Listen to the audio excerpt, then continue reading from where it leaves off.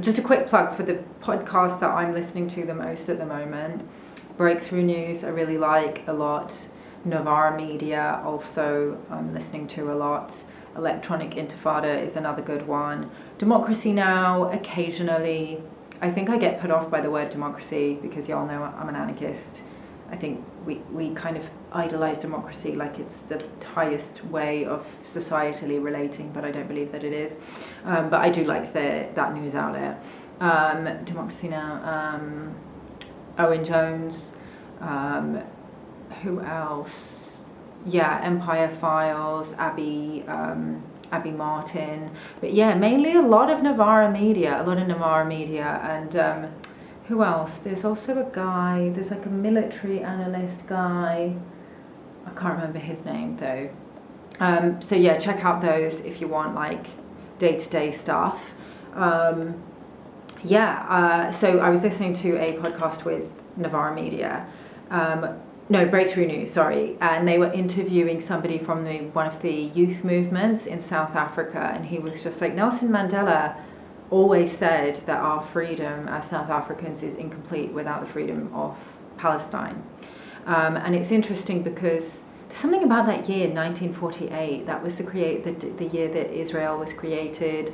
That was the year that the apartheid system in South Africa was created. That was also the year of the partition of India and Pakistan. So obviously that's my personal connection to this whole geopolitical conversation. But yeah, I'm also curious about what else happened in 1948 and if there's some deeper significance to that date, why so much happened that year.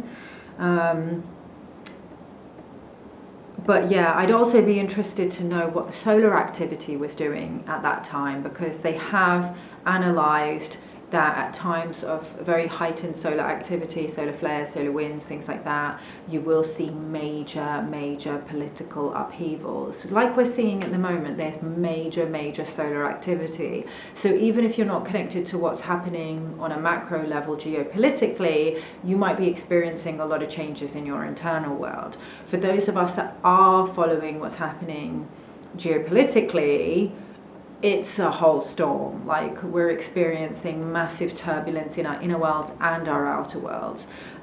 So, you may be experiencing, challenges. I know a lot of people, I've been speaking to a lot of people in the DMs who are experiencing a lot of upheavals in their personal lives, in their relationship lives, because of what's happening politically. It's been changing people on a massive scale. And if you're not following what's happening in Gaza, you are, and I'm not saying that people, I think people will be following it for their own reasons, like maybe they have an ancestral connection or a past life connection, or they just have the capacity to bear witness. Some people just don't have the capacity. Some people are just apathetic and, they're just business as usual. They have no connection to it, which... I know a lot of people who are following it feel extremely upset and disappointed and shocked by. But let's also consider that there's also really terrible things. I don't like whataboutism, but there are horrific things also happening in Congo and Sudan.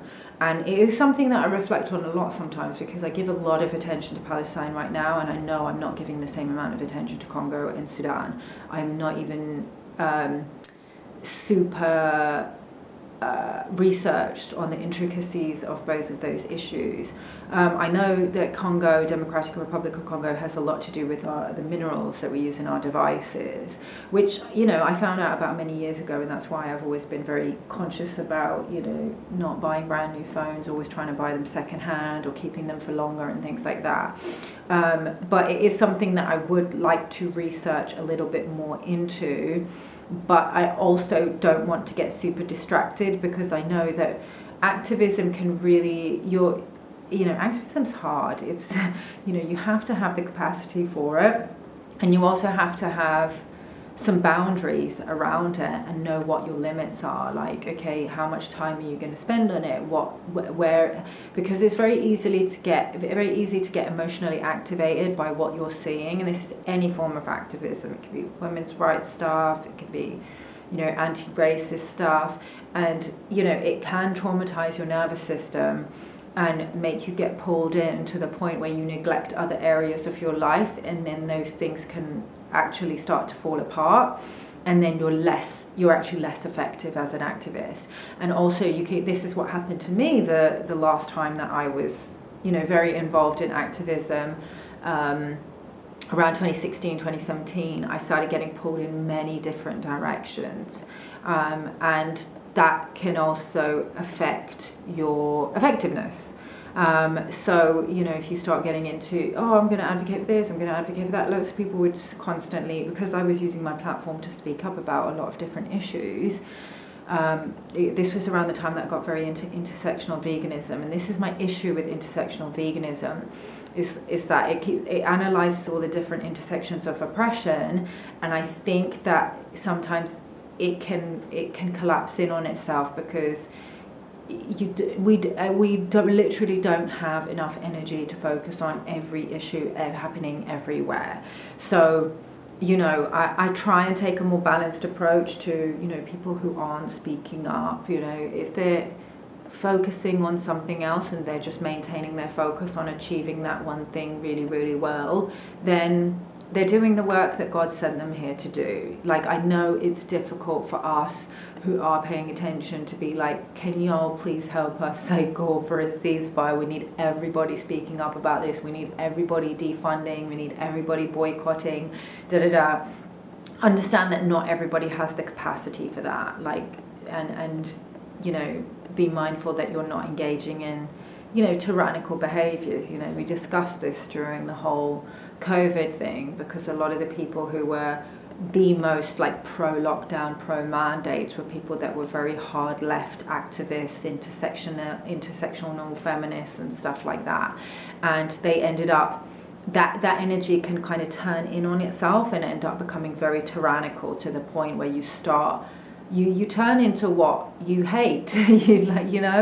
Extremes meet, and this is why I love Mark Passio's work so much, because he talks about all of this from an occult level, about how communism turns into fascism, about the Hermetic principles, about the principle of polarity, and about the middle path. And this is why healing your trauma is so effective if you're involved in, and so important if you're involved in activism.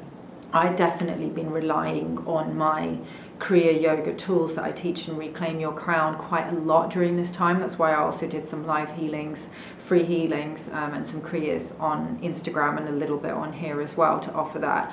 And the discount code that I shared in previous videos, I just have kept extending it, because I want as many of you to have access to that course as possible at this time.